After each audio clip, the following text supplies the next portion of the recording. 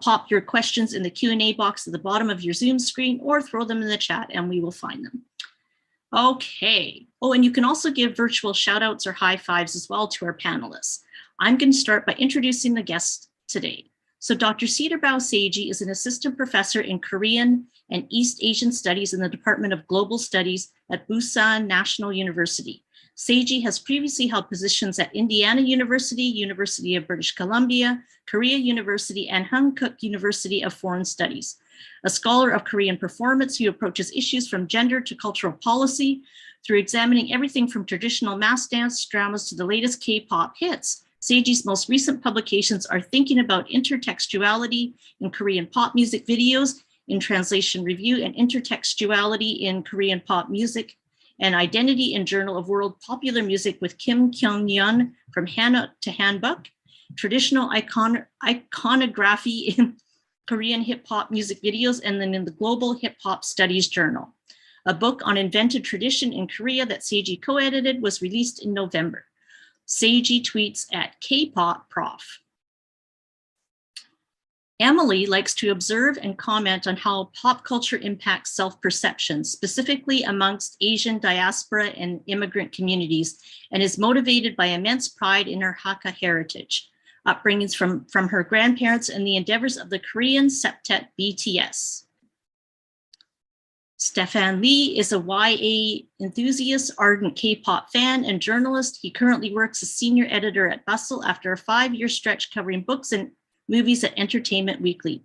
At EW, he traveled to Seoul for 3 weeks to write a feature about Korea's entertainment world domination, including K-pop stars Ailey, Tableau, and Tiffany Young of Girls' Generation. He earned an MFA in creative writing at the New School.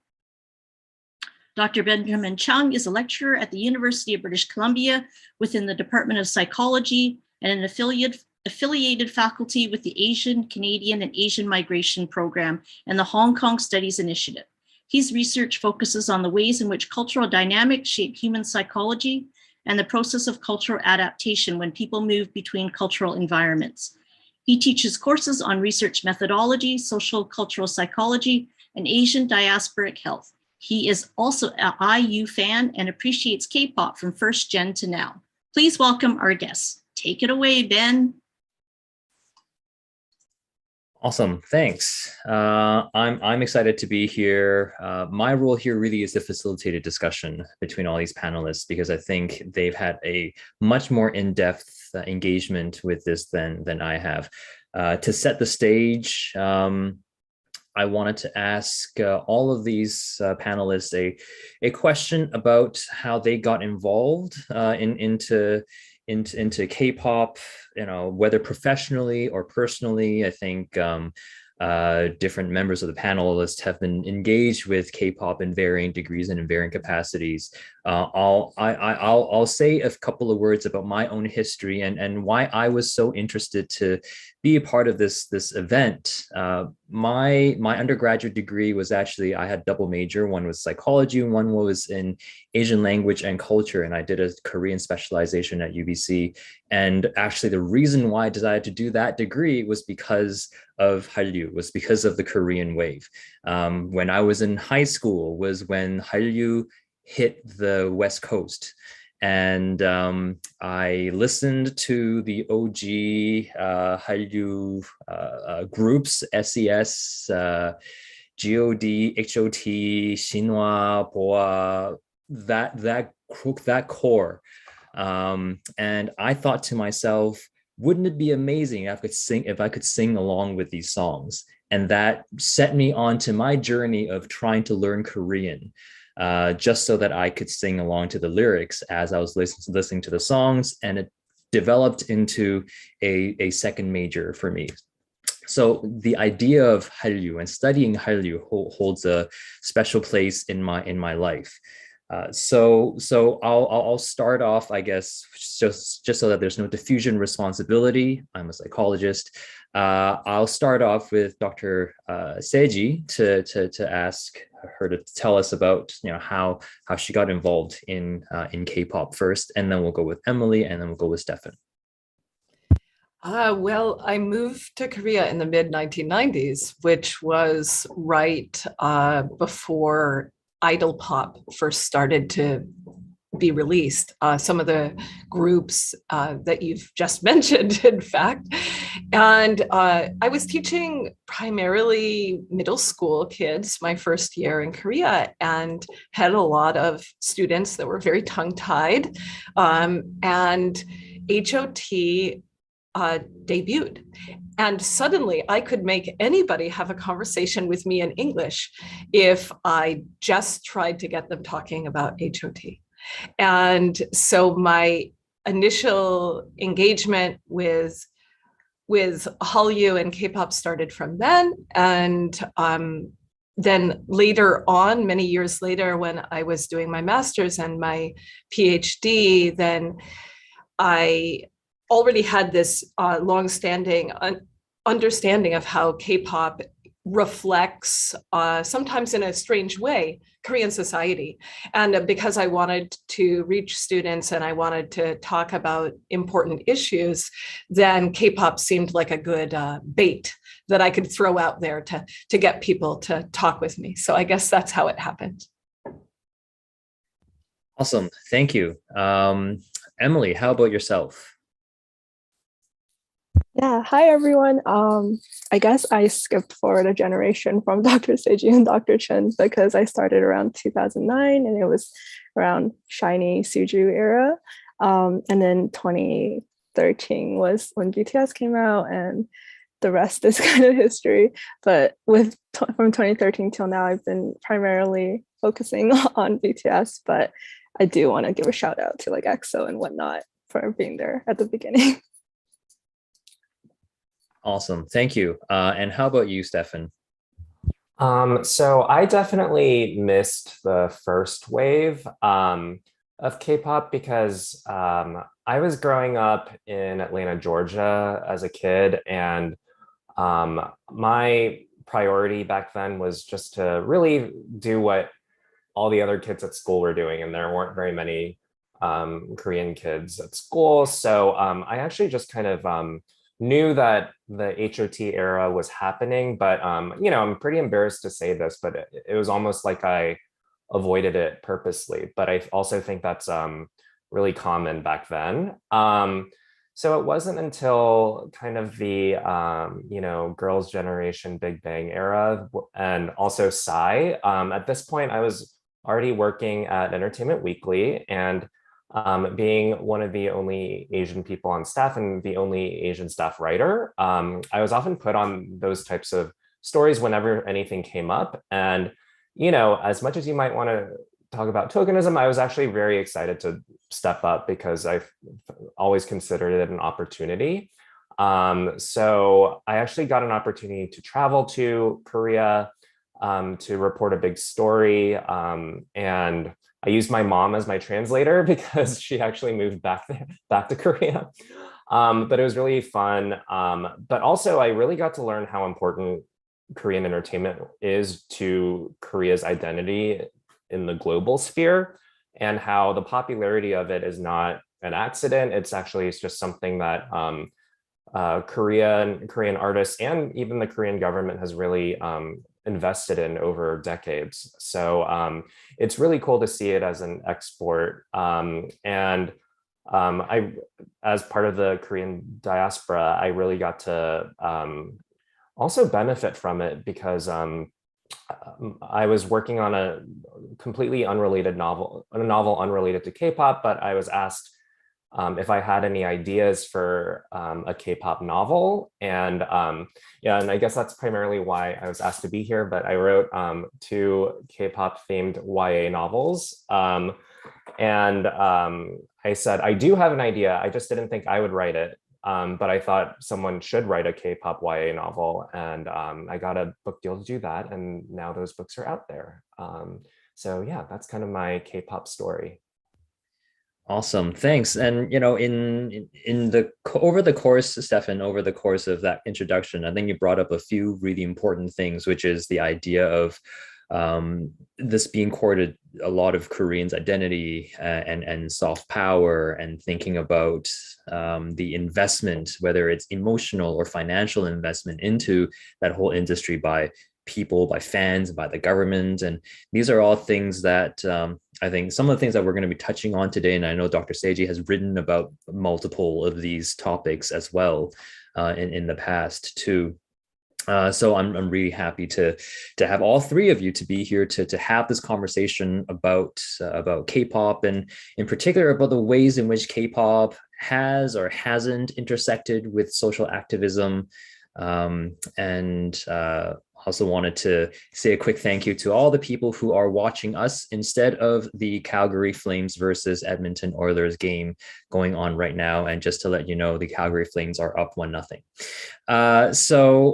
I wanted to start with a question here. And as I ask this question, Dr. Saeji has actually prepared a few slides to really ground our conversation. So I think Dr. Saeji can throw that first slide up.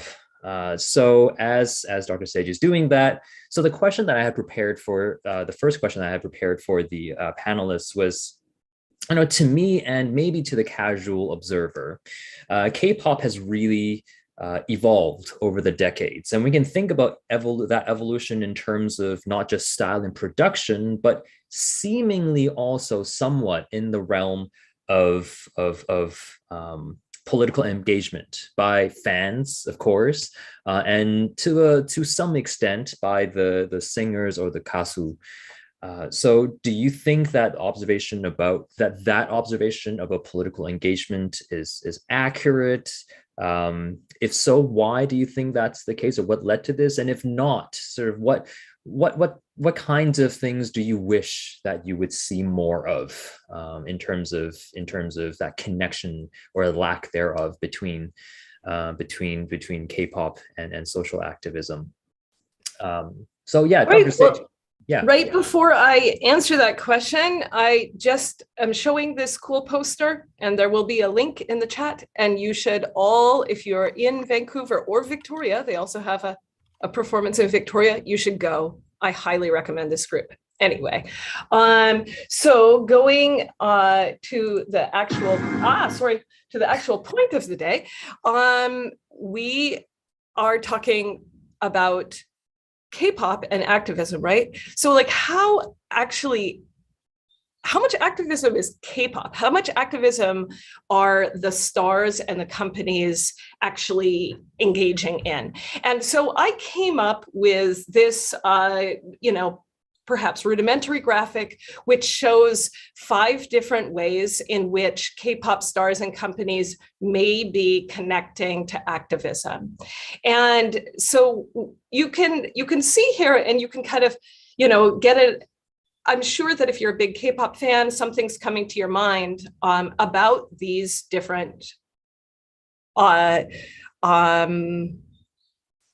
categories: appearances for causes, donations, speaking out, partnership with other organizations, or even songs.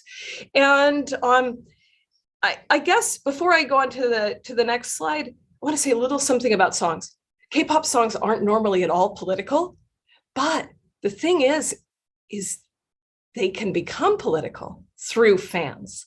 They can inspire people. This is the thing with music is it isn't always speaking to you in black and white, very definitive, go get a poster, march in the streets, but it can actually reach into your heart in various ways. And it can be interpreted as reaching into your heart in various ways that might lead you to activism. So really, when we're talking about K-pop, most of the activism we're talking about is not something that is being done by the stars and the companies, but the fans. However, the stars and the companies are doing some things. And I didn't want to entirely focus on BTS, who are a great example of all of these different things, but let's bring in some of the other groups. Like when we're talking about appearances for causes, we do have K-pop groups that do things like go to the DPRK, to North Korea, and perform on behalf of the government, trying to create some energy towards reunification, or at least towards dialogue. And we have seen again and again how amazingly generous K-pop stars are.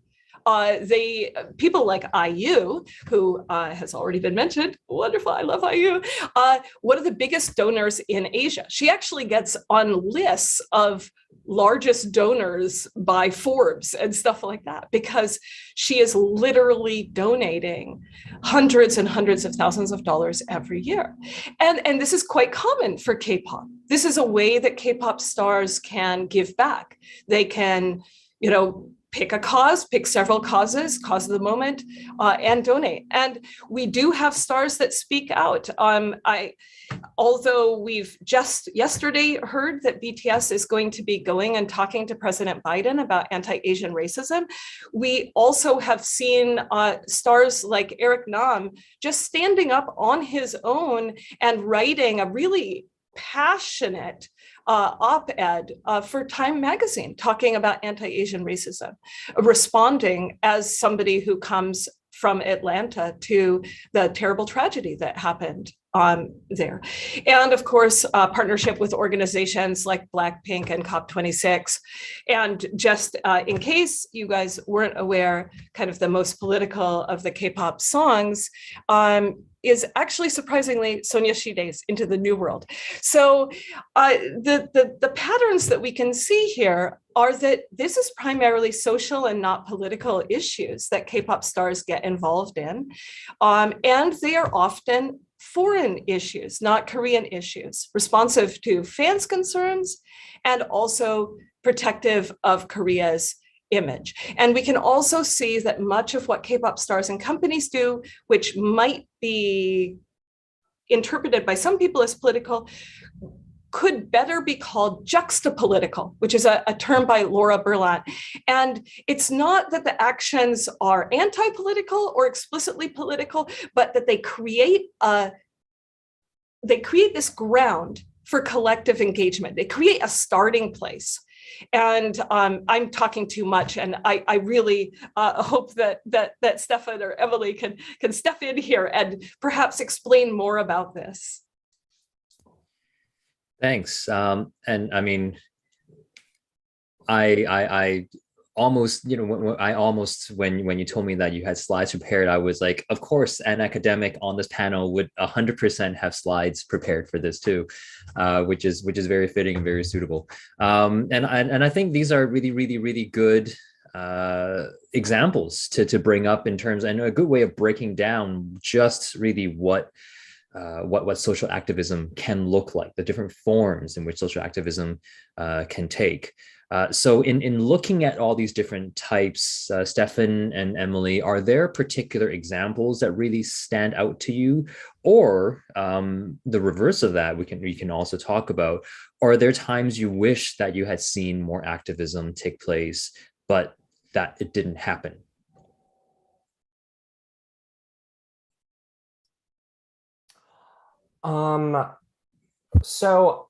This is amazing.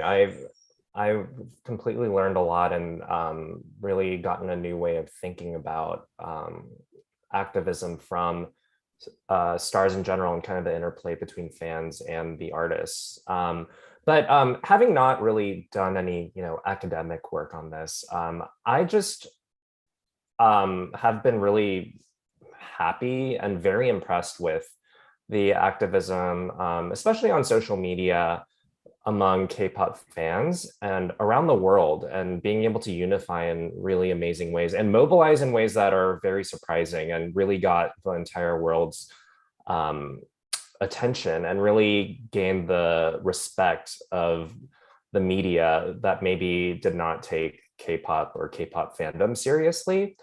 I've always been very impressed by that. And I also find it interesting that I do think that as much as the artists are leading, I do think in a way that the fans are often leading the artists to take action or take more visible action, because I do think that historically, the K-pop companies, at least, have always been a bit more about not rocking the boat and kind of not making any waves that they don't feel need to be made. Yeah, but I think that's so true. That is exactly true. I want to interject, and actually kind of the biggest reason for that is that the largest source of earnings for K-pop stars, it's not sales of musical units, it's appearance in advertisements.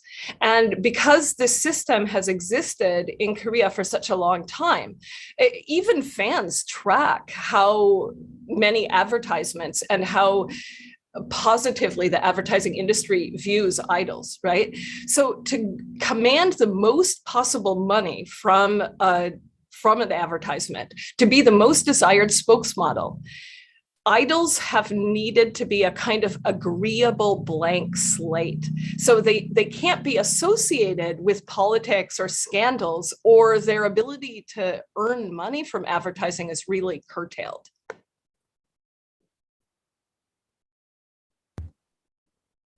Stefan, sorry, did you want to continue? Continue?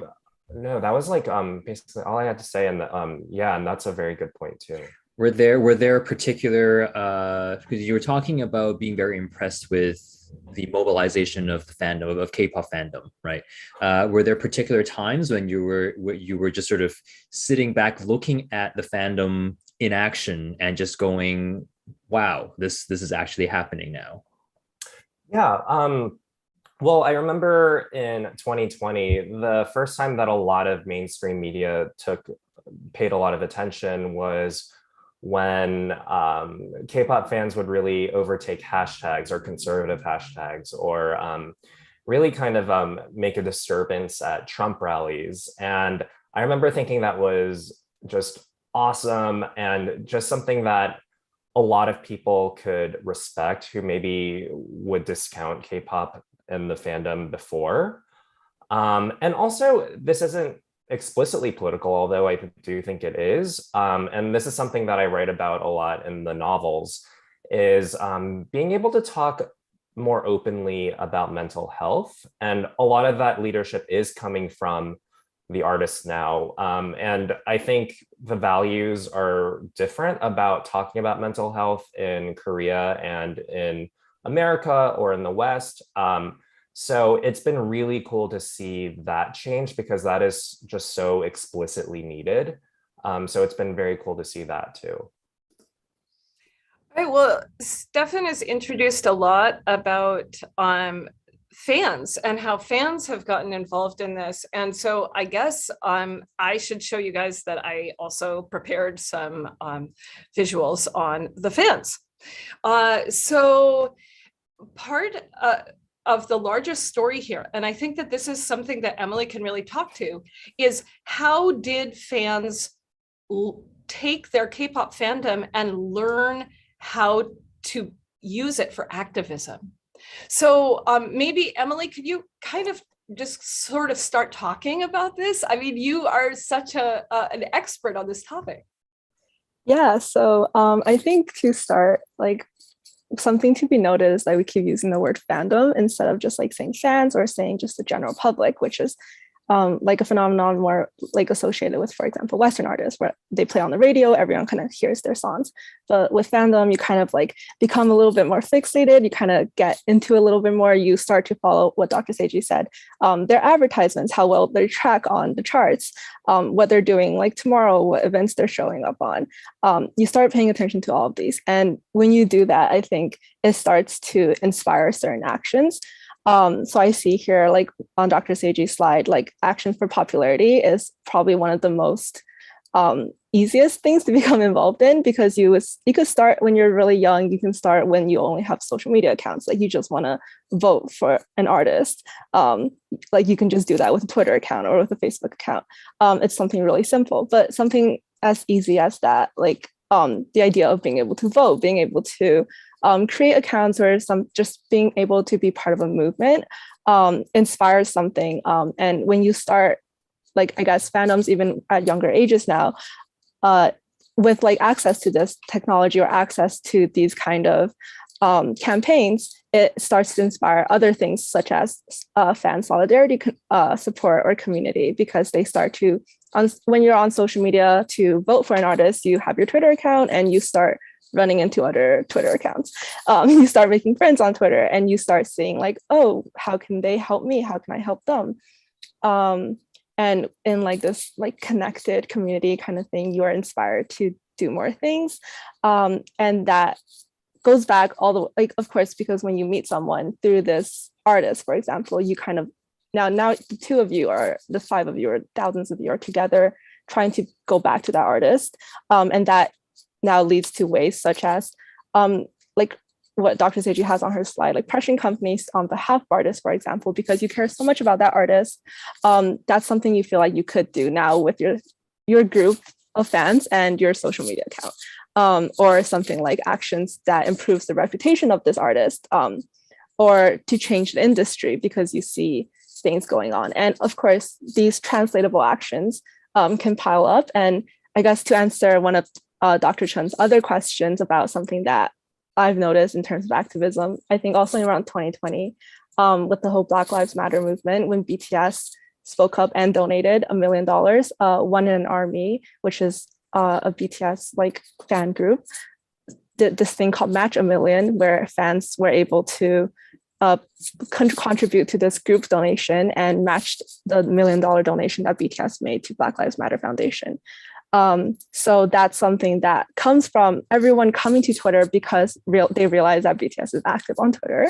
Everyone is able to talk to each other on Twitter, and now everyone is able to, or the people who are able to, link their credit cards, donate to this like activism sort of campaign, and feel like they're contributing towards the community in a way that's more than the way they consume music. And I think that's a really helpful way of framing some of this social activism work as well, because as you know, as Stefan and Dr. Saeji have been talking about, these specific artists themselves often are stuck with having to walk a very fine line, right? In terms of who are you going to please, and what segments of society are going to please, and not wanting to rock the boat, especially the entertainment companies don't want their stars to be rocking the boat so much. Fans themselves are not beholden to these same kinds of pressures as much, and so the fans are able to exercise their own agency under this banner of fandoms to engage in social activism. I think it's really important to recognize how the central role of fans in this connection between K-pop and social activism. And so I'm looking at this and just thinking about this as a psychologist, as a psychological scientist, and seeing a lot of things here. We talk about in psychological literature, we talk about something called minimal groups, where we know that we can create some sort of small group identity by something as simple as saying, oh, you people tend to like this particular artist, and then they immediately experience some sense of connection with each other. But there's also this other thing called group entitativity, which means basically sort of like group cohesion. And the more meaningful the connection is, or the thing that ties them together, the more meaningful that tie is, the more entitative that group becomes. And that entails the consequence of that is more group cohesion, that they're more willing to work together for a common cause, that they are more willing to work together in general. And this seems like that use of the word fandom is almost a way of communicating that group cohesion, as opposed to this being sort of a loose collection of fans who happen to all be fans of Ailey, for instance. You have an actual, like, you belong to a fandom, right? You're not just a fan, but you belong to a fandom, which I think is really a really neat way of looking at mobilizing people power within K-pop, where K-pop sets the scene, as Dr. Saeji was talking about, that just a political purpose, the use of K-pop. Now, have there been times when maybe when K-pop stars have waded into social activism, and that has also affected your own engagement with social activism as well, or maybe the ways in which you saw them engage the stars themselves, or maybe the fans as well as part of the greater K-pop sphere.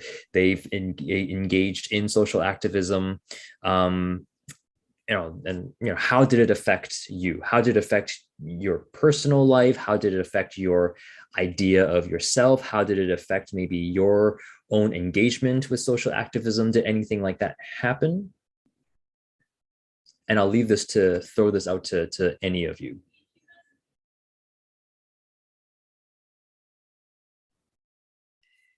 Well, I do think I want to go back a little bit and emphasize that often this is, as Stefan said, this is being led more by the fans than by the artists. It's not very easy for idols to speak out on social issues. And if they do, they need to have broad public appeal, like supporting orphans and, planting trees on Arbor Day, creating scholarships, supporting victims of natural disasters, that kind of thing. So as fandom has gotten more global, then there's kind of been this dissonance with Western fans who expect their celebrities to speak out and take action on issues, because that's something that's very common in the West. And some of the issues that they're asking people to speak out on have become highly polarized. So when you're talking about supporting BLM or calling for an end to anti-Asian violence, then this has become very politicized in contexts like the United States. And so we have to recognize that Korean stars are taking positions that they may interpret as being social, but that international audiences, particularly in the West, particularly in polarized societies, may interpret those actions as being political.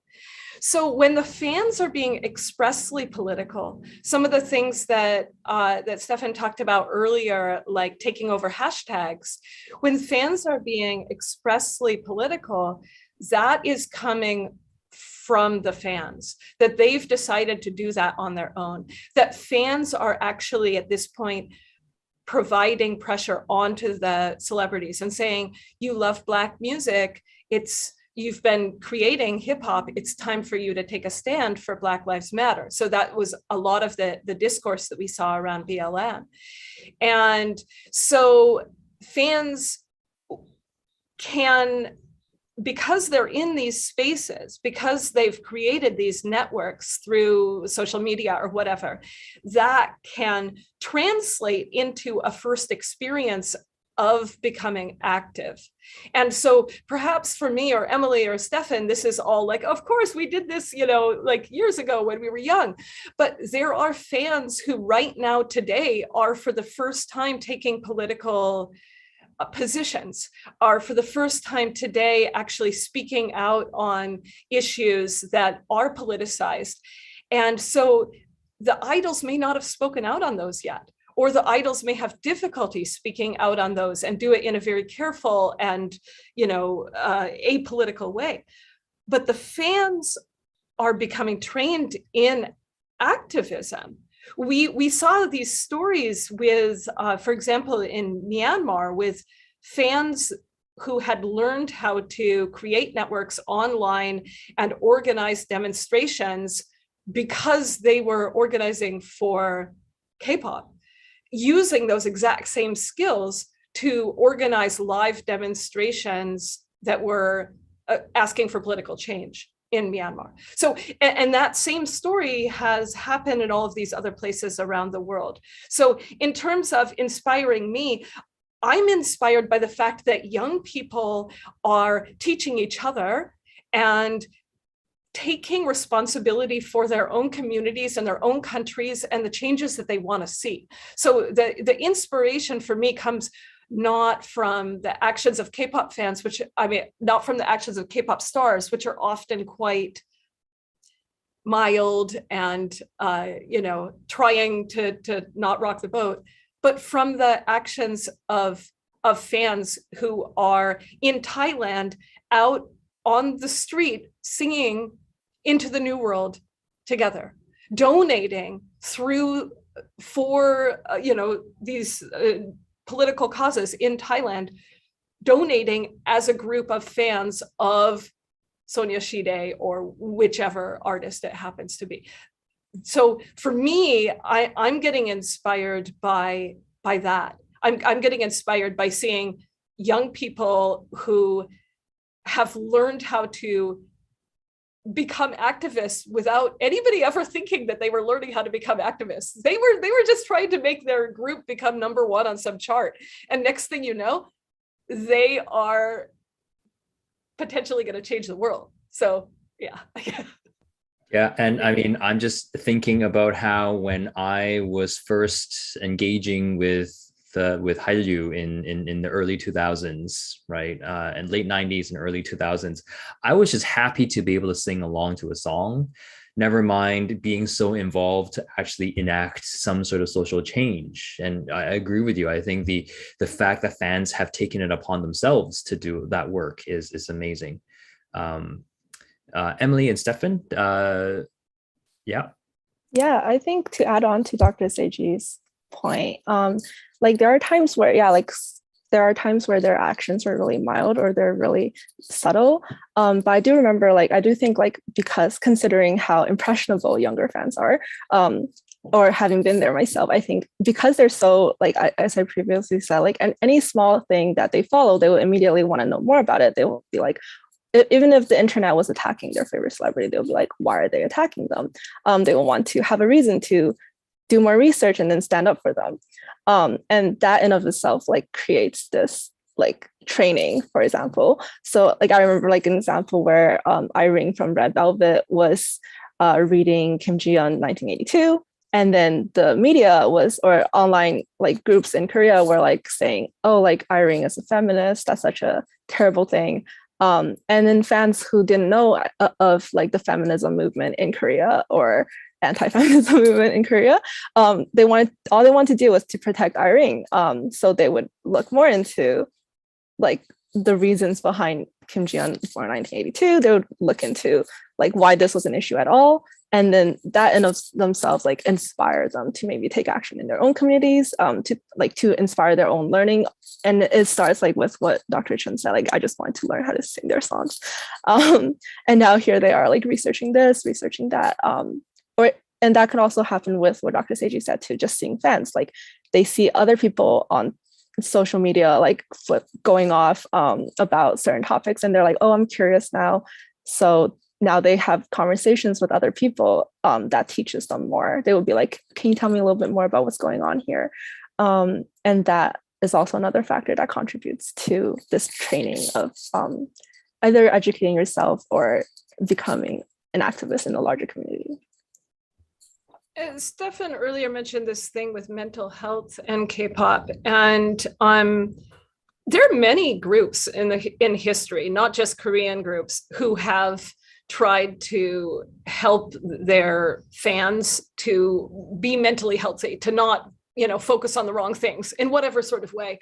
But BTS has been extremely effective at reaching people, and their campaigns, love yourself, speak yourself. I have repeatedly met fans who said, BTS saved my life. Mm-hmm.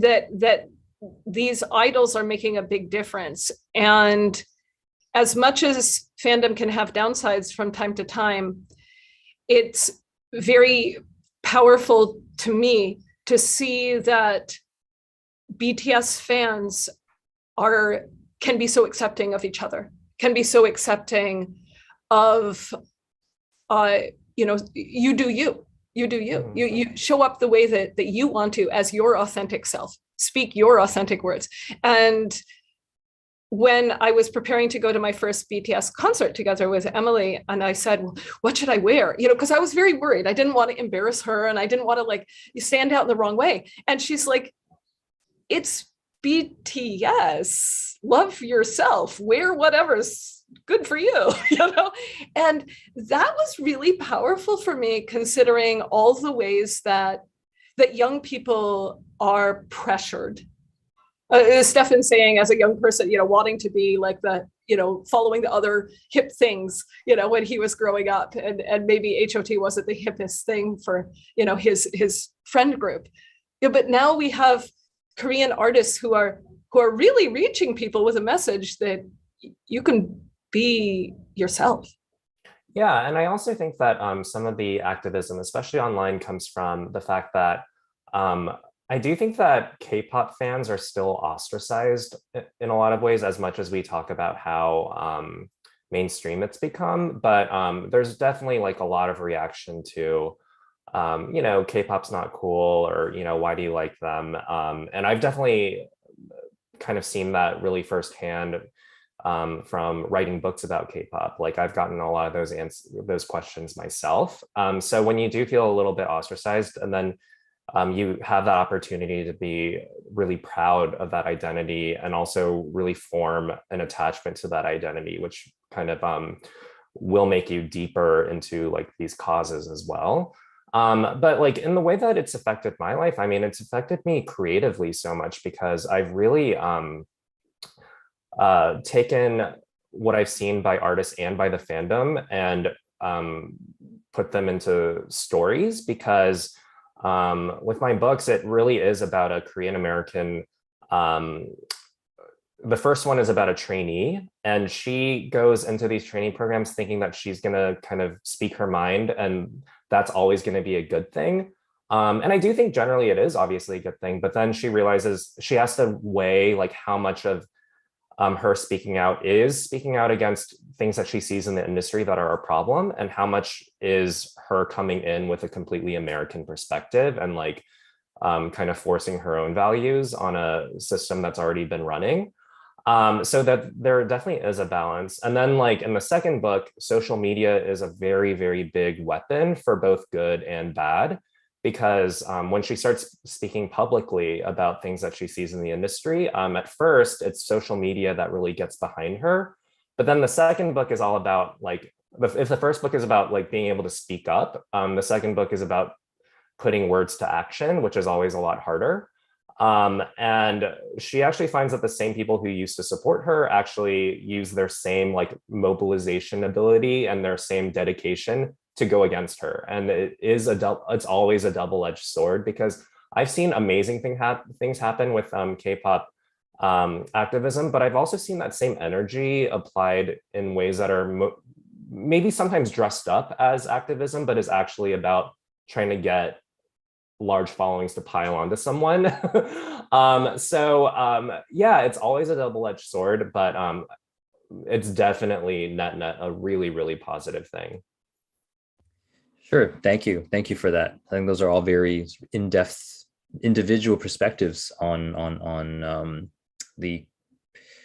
both the fans' contributions, as well as thinking about the intercultural aspect of how we look at different systems of a very particular cultural invention.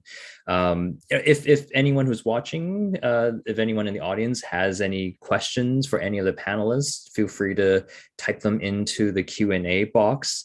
If not, I wanted to ask all our panelists here as I wait for more Q&A questions. We've been talking a lot about fans initiating a lot of this action. We've also talked about BTS doing a lot of work. So BTS notwithstanding, do you foresee ways that would allow for K-pop stars to be able to be more, I guess, active in the way that the fans would want them to, or at least to not be as worried about rocking the boat? What kind of things do you think would need to change in order for that to not be as much of a concern? Well, I think that if a K-pop star decides that they have a strong conviction on some topic, and their company is not stopping them from talking, then they just have to accept that somebody's going to hate what they're saying. Like any Korean netizens or international netizens, there's always going to be somebody who disagrees with your position. And for a very long time, idol pop has been packaged as just being so agreeable. You know, the artists are always so well behaved and, you know, humble and sweet and, you know, all that kind of stuff. And so you're going to have to sacrifice some of those positive words. You're going to have to say, that's okay. And recently there was a case, I think it was in the fall last year, where I believe her name is Jun Hyo-young, who's a former member of Secret. I might have screwed up her name, but anyway, former member of Secret. She made a public, like a public service announcement for the gender of equality and for the Ministry of Gender Equality and Family. And she talked about dating violence and being safe as a woman. And a lot of young men were really offended, and there was huge demonstration, giant posters of her, like a lot of really ugly stuff was said. But I noticed that she didn't take it down. She didn't ask for it to be taken down. She hasn't stepped back from it. She actually apparently has said this issue of dating violence and protecting yourself as a woman in the world is more important than alienating some misogynistic people who don't want women to speak out. And so that's the thing, they will have to make that trade-off. They will have to sacrifice the misogynist if they want to talk about feminism. Mm-hmm. And also just getting into maybe the commercial appeal of a niche is, I think there is like a commercial appeal for a niche instead of a group that appeals to as many people as possible. And I do think that maybe some of the mainstream K-pop companies should maybe consider that as actually a positive strategy, because for instance, queer artists, like we all know that there are queer members of mainstream K-pop groups. And I'm not even saying that out of like any kind of particular, you know, suspicions or anything, but just because statistically it's human beings, you know, there definitely are. And I think that it is still really scary for an idol at a mainstream group to come out. But it's almost just because of like the standards that the industry might be holding on to, because for instance, maybe an out idol would have a really hard time. It's going to be hard no matter what, but like would have a really hard time with appealing to certain countries. But then because K-pop is so focused on being very international, there are places where that would be a huge strength. And like actually in the young adult literature space, it used to be that, oh, like talking about gay characters is risky, but now it's like, why isn't your book more gay? Like we need to sell more copies, like make it gayer, you know? So things do change. And I do think that like, if the K-pop industry really wants to be so global, you know, it's a thing to consider. Yeah. I think it's definitely, Sorry, go ahead, Emily. Oh, I was just going to say, I guess it's definitely like a double-edged sword, and it's what something Dr. Saeji said as well. And this entire time we've been talking about fandom as like a collective group and the power that you have in collectives, but something, once you are in fandom, you really realize it's not a monolith. Everyone is so, and the bigger it is too, like the more differences everything is, and that's in the sense that's why it's not, it's so easy to, like, it's probably why the industry decided to be so nonpartisan in the first place, is because they already recognize that, but now they're kind of getting pulled in different directions, and to decide how to speak out more or to decide how to be more active, it would have to be something similar to what Dr. Saeji says, where they just kind of have to stick to like what they really, really believe in and pray that that's a popular opinion or popular enough for them to continue to like have a career. And something that Stefan brought up, like Holland, for example, is an openly out artist, and he's had trouble promoting in Korea, but had a lot of fans in international spaces supporting him. But he had to make that decision if that was worth it for him to have to resort to international fundraisers to put out his albums for him to stay loyal to himself, or if he wanted to maybe hide that part of his identity and be promoted like a mainstream artist, but not have his like actual, like his lyrics maybe won't speak out to him as much. So there are examples already of celebrities who are kind of gambling, or they're kind of choosing what best way to take. But yeah, and ultimately, if they were to become more active, I think in different spheres, they would have to really like just choose their battles and just stick to it. Yeah. Sorry, go ahead, Dr. Saeji. Well, I haven't had a chance to say this yet, but I did want to bring up the fact that in some ways this K-pop activism by fans could end up, or activism by fans that are very obviously K-pop related, that this could end up being dangerous for the Korean government and their ideas of accruing soft power through K-pop. Because, for example, with the whole Trump Tulsa rally thing, with so many people online, including K-pop fans who had registered for the rally with no intention of going, when that happened, then the people who liked Trump, their knee-jerk reaction was to say, look, foreigners are interfering in an American election. So they didn't see the K-pop fans as being American K-pop fans, American kids who happen to like Korean music.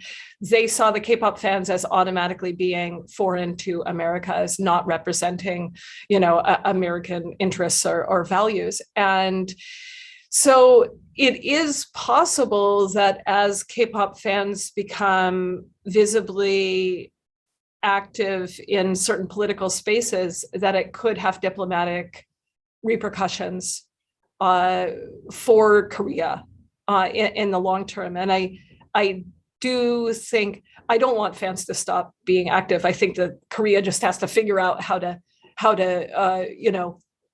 frame fandom as being separate from the Korean government, but at the same time, it is something that's going on in this discussion, is that as fans are getting very explicitly political, their explicit politics doesn't always correspond with the politics of the Korean government. Right now, we have a conservative who was just elected president here, and he's unlikely to agree with many mainstream positions held by fans who use English online in Twitter spaces. Yeah, and I think that really segues really nicely into this last question that we'll cover, which is submitted by one of the viewers, which is there any particular example that stands out to you for Western perspectives clashing with how Korean culture or the idol system functions? And we've kind of talked a bit about this in terms of gender identity, perceptions of gender identity, and as Dr. Saeji just said, the mainstream views of English-speaking fans who are on social media, on Twitter Spaces. I think that's a very good way of capturing a very particular demographic. So, are there other examples that come to mind for you in terms of this clash that might happen? This might not be a direct answer to the question, but it is something that this question made me think of.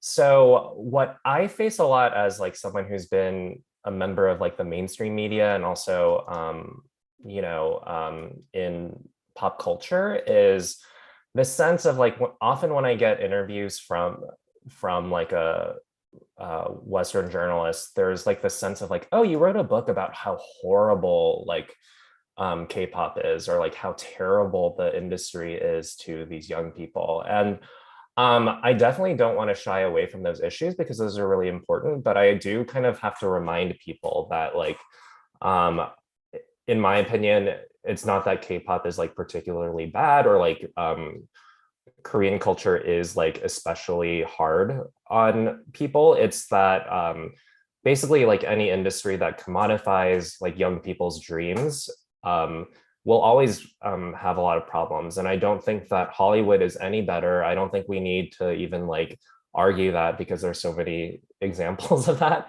or like competitive sports or anything like that. So that is one thing that like is like a very Western value, that like, oh, this is so horrible. I'm like, well, it's different. But like, I definitely didn't want to portray the K-pop industry as like, you know, a big bad thing compared to other institutions around the world.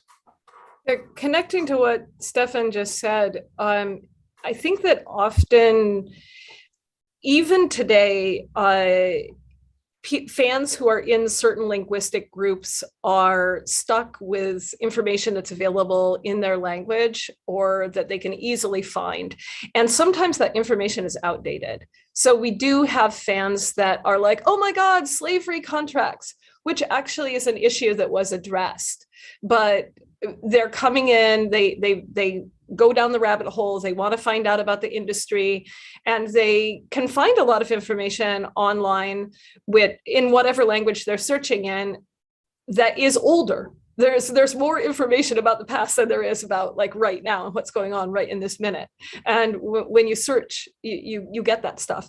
Another part of the answer that I really wanted to give to Paige's question is, we still have a problem with people. The farther away from Korean culture that they are, the more likely they are to want to create K-pop as a fantasy space.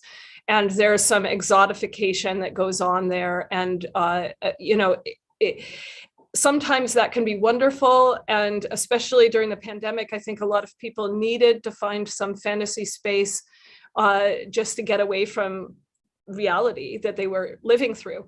But there are fans who are creating fantasy worlds, fantasy interpretations, which can be quite incorrect about Korea, Korean society, Korean people, the idols. And although it's not common for that to end up as a very sad story, I mean, usually people gradually come to learn more accurate information, but there are still cases of young people with dreams who move to Korea and they're trying to somehow make some part of their K-pop dream come to life, whether that's meeting the perfect, you know, K-drama-esque boyfriend, or whether it's somehow getting recruited into a company or whatever it is. And sometimes they come here and they find that their fantasy about Korea is very different than the reality of living here.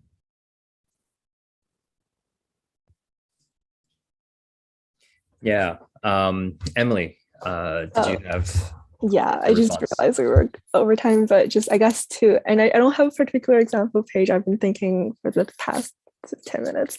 I guess just going back to something I did say though, was like this idea that when you come into K-pop, sometimes you make the choice, like, am I just here to learn their names and their birthdays and that's it? Or am I here to like want to sing along to the song? So you start learning the alphabet, and then you see people online talk about what the lyrics are talking about. So now you go a bit like, this is, I guess, more like I've seen this happen with BTS a lot, where, for example, in Go Go, they're talking about like the socioeconomic like themes and about passion pay and other specific themes. And people are like, what is passion pay? What is like tanjinjem and stuff like that? And to learn that, you would need to go into this rabbit hole of learning more about Korean culture and more about Korean society. So a lot of people make that, like there are people who make those decisions, and there are people who are on the fence, and there are people who are just there because they're hot. And that's all okay. But then so that's kind of what creates this tension that is underlying every single move. Like even if it's activism, even if it's lack of activism, there's always going to be that tension because people make different choices about the level of involvement they want to be in terms of like how they pair their Western perspectives, for example, with Korean culture. And that's something that, like Dr. Saeji mentioned, the Korean government eventually will address as well, because they want to see how that, is that complementary, or is that something that's going to create more conflict? Yeah. So I don't have a particular example. Sorry. Yeah, no, I think that's a really good way of looking at it. It's trying to think about what's causing this clash in the first place, right? Because I think we can think about clashes because I fundamentally have this position and I recognize you fundamentally have this position and I disagree with you. On the other hand, there's the other kind, which is also what you were talking about here, which is just I'm seeing this part of, or at least I'm coming to this interpretation of you with a very limited understanding, and this is what we're clashing over. And I think that becomes a very problematic engagement with another culture's, well, in cultural psychology, we call it cultural product. You're attacking a cultural product without understanding that cultural product to start with. And that becomes very problematic for obvious reasons. So we've hit time.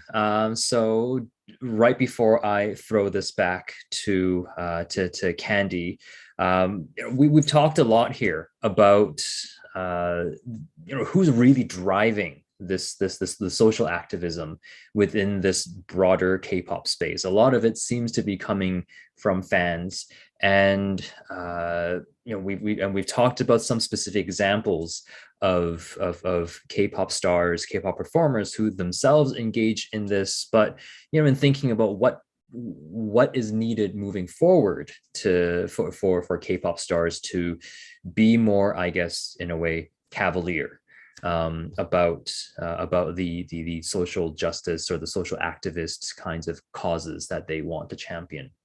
So thanks to the three of you, Stephan, Dr. Saeji, and Emily. And I'll throw this back to Candy to close us off. Great. Thank you all so much. And thank you to everyone in the audience for joining us online tonight. Huge thank yous. Is there another question? I did see a hand raised, and then when I looked again, it disappeared. Oh, okay. We don't have, if there is another question, you can type it in the chat or the Q&A. But I want to thank you all, Stephan, Ben, Emily, and Dr. Saeji, for being with us today and for your fascinating discussion. I have to say I learned a lot of things that I don't know. And thank you to one of the people watching today that recommended Hospital Playlist. That is definitely on my K-drama to be watch list. So thank you all again for joining us online tonight. And thank you to my colleague Andrew for helping keep the event running smoothly. We would love to receive feedback for this event. As a public institution, we are here for you. So Andrew's going to share a link to the feedback form in the chat, which will take you about a minute to fill out.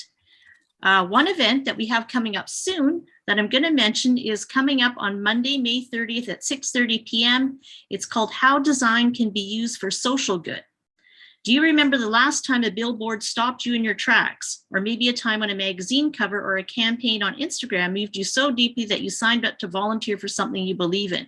You can learn more about social design for good at this event. And Andrew's going to share the link for that. If you also want to watch the event tonight, it did live stream to our YouTube page, so you can check that out, share it with your friends. Thank you everyone again for coming to support the event tonight. We're going to leave the chat window open for a few minutes in case you want to open up or copy any of the links we shared. So take care, and we hope to see you again soon. Thanks everyone.